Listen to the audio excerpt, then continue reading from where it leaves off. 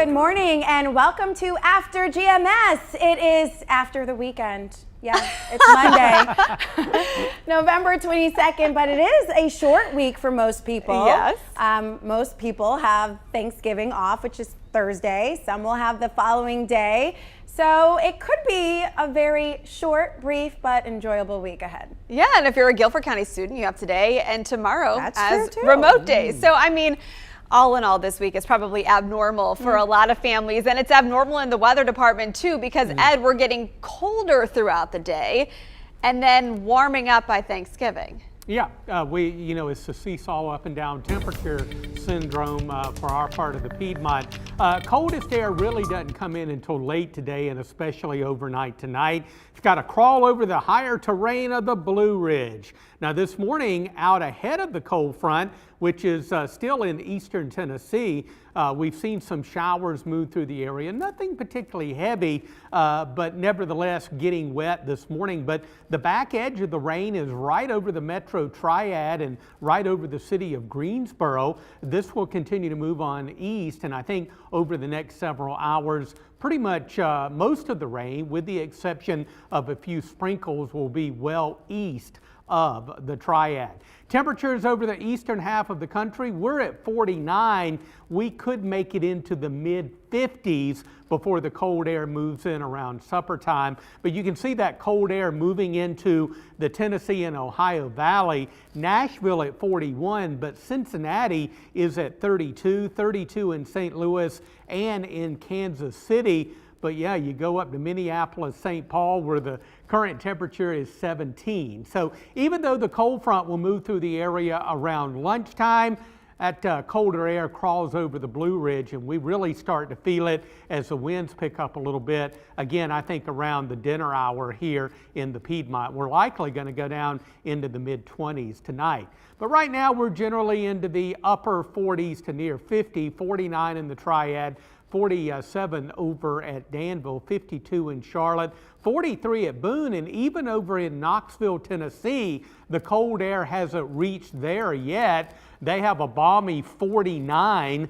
That is going to change later on this morning and through the afternoon as the winds pick up a bit and that colder air really starts to pour in.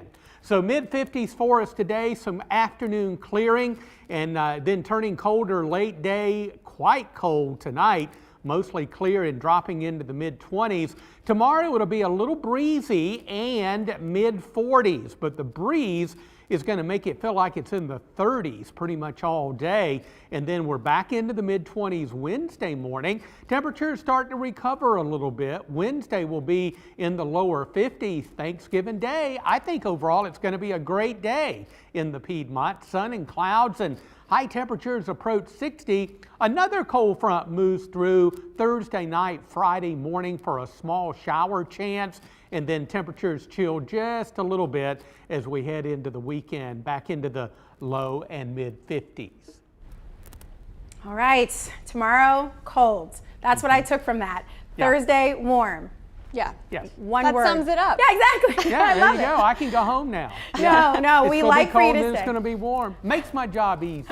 Yeah, Well, you make right. it so easy to understand. Right. So it's a compliment. With my elementary explanations, I want everybody to know what's going on. Yeah. Well, at least I get it. Yeah, me too. All right. Did you get this? Cam Newton playing for the first time in years as a Carolina Panther, back in his #1 jersey and back of Bank of America Stadium in Charlotte. The team facing their former coach, Ron Rivera, and the Washington football team. I mean, this could not have been scripted any better. Yes. It's like a storybook homecoming. Well, maybe the end could have been different, but it was a close one. The Panthers ultimately lost 27-21. It was a hard-fought game, though. We want to know what you thought of it. In the meantime, a lot of fans are complimenting Cam Newton's performance. He completed 78% of his passes through 2 touchdowns. One of them was this 24-yarder, the third longest of Newton's career and his longest since 2012. So his performance drawing some praise from fans. We heard from Dorian, who said, "The D let us down. Cam performed spectacularly." Donald said, "The penalties helped Washington." Jeannie said, "This definitely isn't on Cam. He played a winning game." Rodney said, "Good effort. Keep pounding. Yes, we will have to do that because I feel like the Panthers have some energy back, you know, with Cam Newton not only in the lineup, but now starting yesterday as QB. I feel like it's re-energized not only the fan base, but also, you know, the team. And I have a feeling that, you know, they'll continue to grow from here. Now, who knows what's going to happen next season? I don't even want to think about that. But in terms of next game, I'm just excited to see him play. I mean, he just brings such an excitement that not every team has. And his antics after he scores a touchdown are classic. And I love seeing the joy he has for the game. I mean, the crowd just erupted Yeah. after that first touchdown when he did his Superman move. Do it. No. I can do the dab better than I can do the Superman, but he hasn't brought the dab back yet, at least from what I've seen. He could. There's still time in the year. Yeah, all in all, I thought Cam played phenomenally. The team played all in all okay. They played another pretty tough team.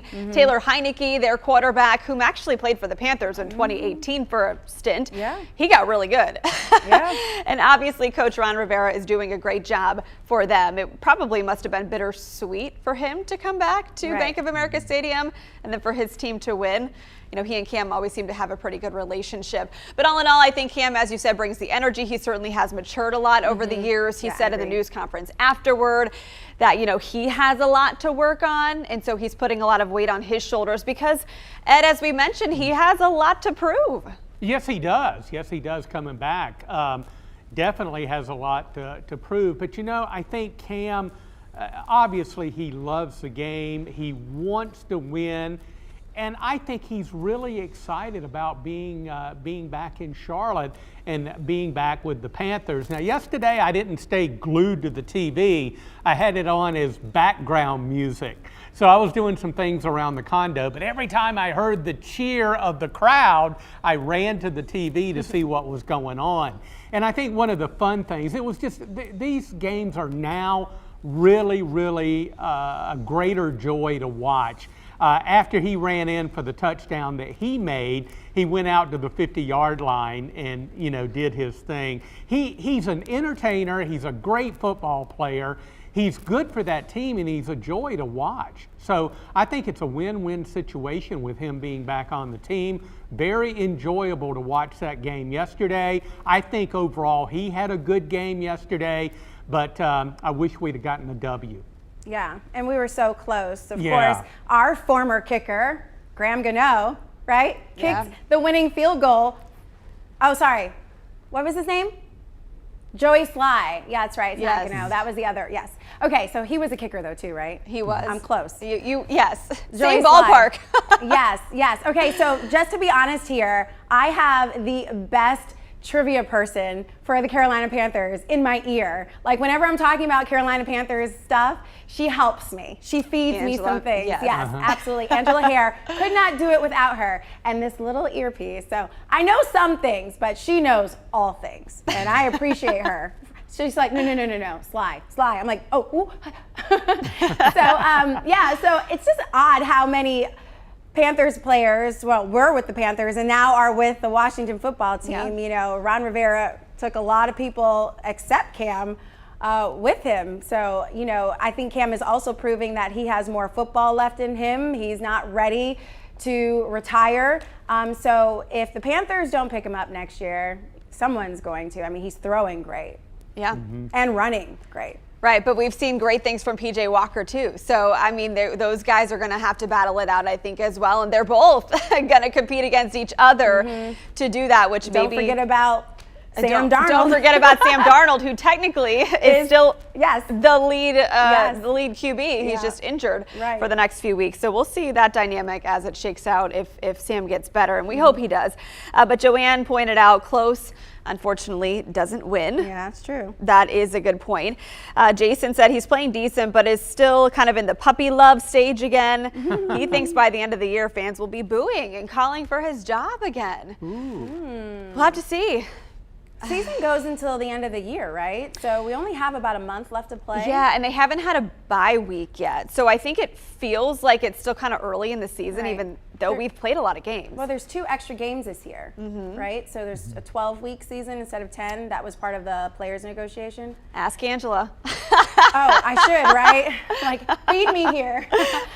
So, I mean, I think the playoffs don't happen until like around the Christmas time. Yeah. So.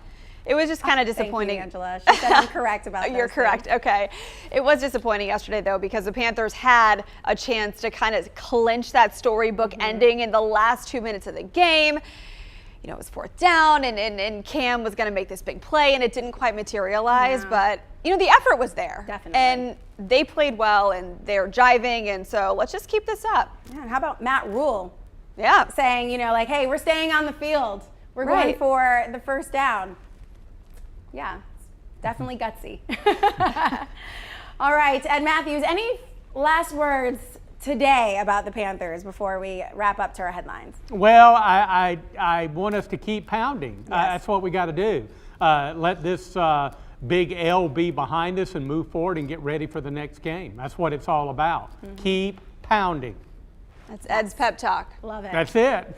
He gives me a pep talk every morning, right before I do my first weather. He's like, you got it, girl. You got it. You got it. All right, this was a fun first talker. Let's take a look at our headlines, and then we'll have another one coming up. Well, today, President Joe Biden and First Lady Dr. Jill Biden will head to Fort Bragg in North Carolina, where the White House says the first family will celebrate Thanksgiving with service members and their families. Governor Roy Cooper and his wife will also attend. The Winston-Salem Forsyth County Schools Board will discuss its mask policy after the Thanksgiving break. Right now, the district requires masks in every building. That could change. The board is holding a special meeting next Tuesday, November 30th. It's allowing the first 30 people who sign up to make public comments. Well, Thanksgiving brings families to the table, but not every family has the means to provide a big holiday meal. Every year, Lawndale Baptist Church in Greensboro hosts the Feeding the 5,000 event. This is video from the drive-through giveaway last year, and this year's giveaway is also drive-through. The church will give out boxes filled with turkeys and fixins to the first 1,000 families, as well as a $25 Food Lion gift card. Each box is enough to feed a family of 5. The giveaway is tomorrow at the church on Lawndale Drive. The parking lot opens at 6:30 a.m. The giveaway starts an hour later at 7:30. Supplies usually go fast, so plan to arrive early. Women in our community are making better food choices thanks to a new program under Cone Health. The new food market provides free food, healthy options, and an education on healthy eating. You can help fill the need to keep this market going by dropping off food until 7 o'clock tonight. WFMY News 2's Itanese McMiller is live outside of Cone Health's Med Center for Women. Itanese, how's the drive going? Well, the drive is going pretty good so far. It started at 6 o'clock, so we're about 2 hours in, and donations are already starting to roll in. We've got quite a few things. We've got some black-eyed peas, good for Thanksgiving. We've also got some tuna and some pasta sauce. So there's a lot of different canned goods folks can bring to the food market. They're also focused on fresh produce as well. Now, this market is the brainchild of both Denise and Dr. Miguel Brito. I have them here with me this morning. They've been out here as well collecting donations. Everyone's excited, and they're not letting the rain stop them. I know this is both of yours brainchild, so talk about what made you all want to bring this resource here. Well, we were already involved with Cone Health Philanthropy, and when COVID hit, they sent out an email asking for donations for food for their cancer patients. I reached out to the philanthropy department, and we found out what the food insecurity here in Greensboro was pretty large, and we made a decision right then and there to change it. And I know that this isn't just like a regular pantry, it's a medical food market. So touch on that aspect and why that's important. I think because there's food insecurity, we have the physicians actually see patients, and they identify folks that have food insecurity, and they're brought to the market. They actually get to shop, and it's not just a pantry. It's a learning experience for them for well-being. And I know that education is a big thing as well. They'll leave out educated and knowing how to make certain meals. Right. We supply recipes to go with the food that we have inside the market at that time. We have a dietitian who meets with the patients. She meets their individual needs, whether they're diabetic, new mommy, postpartum, whatever the needs are. And then they're educated on how to cook the food, prepare the food, store the food. And as mentioned, a lot of folks have been coming out to donate, but there also are some door prizes as well. We do. We have 30 door prizes that'll be given out randomly throughout the day as the cars drive through. Perfect. Thank you for getting up with us, and thank you for what you're doing. So there are a lot of different things that folks can bring in. We have a list of those donations, those items that you can donate on your screen right now. Some of them are canned goods as well as some dry goods. You've seen some of the items there, some of the canned goods. There's also condiments and spices that you can bring as well. There's also some non-food items like diapers and wipes, different things, and feminine products for families as well. Again, this is happening here at the Med Center for Women. That's 930 3rd Street here in Greensboro. You pull around to the back. You don't have to get out of your car and worry about the rain. They're going to come and grab those donations from you, and we'll be here until 7 p.m. All right, it is definitely a perfect thing to do to support your community, and these are things that a lot of families depend on. Think of the cost of diapers and wipes. Oh yeah. And also baby food, in different stages. It can be very expensive, so this is supporting the entire family.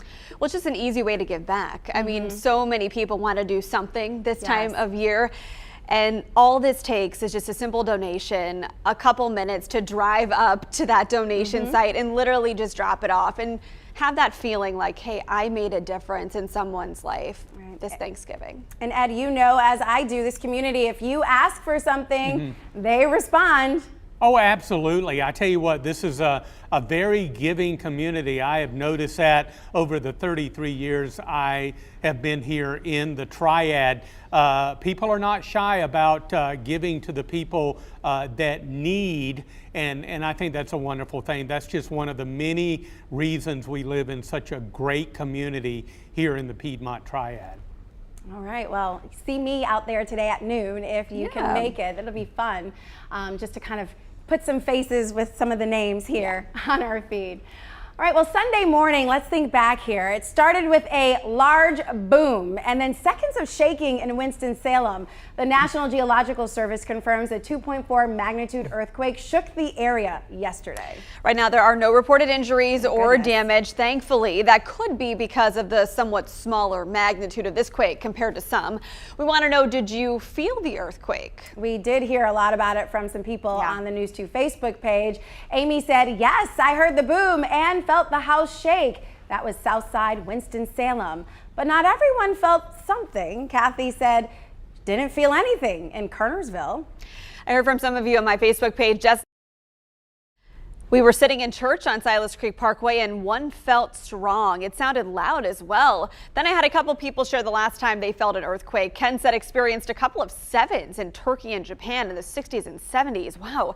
Janice said August 2020, sitting on her bed and it was bouncing up and down. Very frightening. August 2020 was the date of that earthquake so many of us felt. From Sparta, it was more than a 5 magnitude, Ed, and that one really reverberated all across not only the Triad, but the region. Yeah, that in surrounding states, and I felt it right here at the TV station. We were on the air live Sunday morning on the Good Morning Show. And silly me, I thought it was the garbage truck, because when they come in and, flip the dumpster, it makes a loud pounding noise. And I don't remember a real shake. I just remember just a loud rumble. And so I thought it was the garbage truck. And then a few minutes later, I found out I have experienced my first earthquake. Yeah, 5.1. That was a pretty good size earthquake for this area. Normally we have much weaker, and case in point with the one that we had yesterday in Winston-Salem. Usually they're 2.0 to about 2.5 on the Richter scale. And sometimes they're felt, but many times not, especially if they're at the low end of that measurement. Yeah, so the intensity might be strong enough for you to feel, but not necessarily to cause any damage, which is what we saw in Winston-Salem just yesterday, where there's no reported damage or injuries, which is a great thing. But certainly a shock to people on an early Sunday morning, probably pouring their coffee or just kind of watching the Good Morning Show or whatever they're doing and just kind of feeling the ground shake. I imagine they were probably saying, did you feel that? And I didn't feel it, but I live in Greensboro, and if they didn't feel it in Kernersville, they certainly didn't feel it in Greensboro. Yeah, I didn't feel it either, but I do remember vividly feeling the one from Sparta. So obviously just the difference in magnitude, I think, for those and the impact, because we saw more than 500 buildings damaged in Sparta, and thankfully no reported incidents here. So we do live near a fault line, Ed. You know, I know the San Andreas fault gets so much attention, but there are fault lines all over, including one that runs through the western part of our state. Yeah, and I couldn't remember the name this morning. I have read much about it, but it's the Brevard fault line. There is a town southwest southwest of Asheville named Brevard. As a matter of fact, it's a beautiful little community. And so that's the name of the fault that starts up in western Virginia, moves through western North Carolina, north Georgia, right through the Atlanta area. That fault line goes all the way down to Montgomery, Alabama. It's an old fault. It's not very active.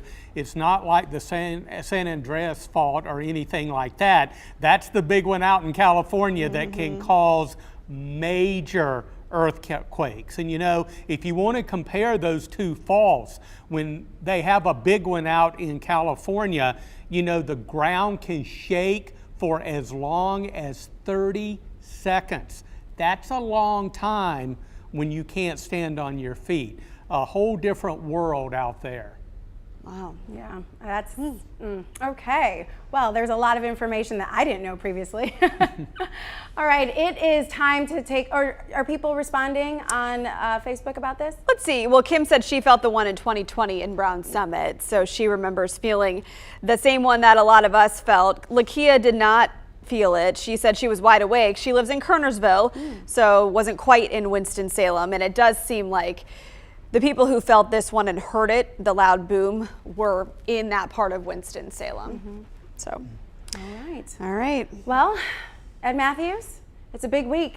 Yes, it is. People are flying or driving or staying home, so hopefully the weather agrees. Oh, it's going to agree. We're getting the rain out. Most of the rain is ended, nothing more than a few leftover sprinkles. Our cold front is still near the Tennessee-North Carolina border. It will move through our area probably around lunchtime or shortly thereafter, but the cold air really doesn't start to move in until late today, and you'll really start to feel it overnight tonight as we drop down into, well, we're going to go into the mid-20s. We're at 48 right now, maybe back into the mid-50s before the cold air gets here, but you go on the other side of the Blue Ridge, you can see Cincinnati at the freezing mark. Temperatures are dropping in Nashville. You go back to the core of the coldest air around Minneapolis, St. Paul. Yeah, current temperature there is at 18. Here locally, again, upper 40s to near 50. Not a big temperature movement.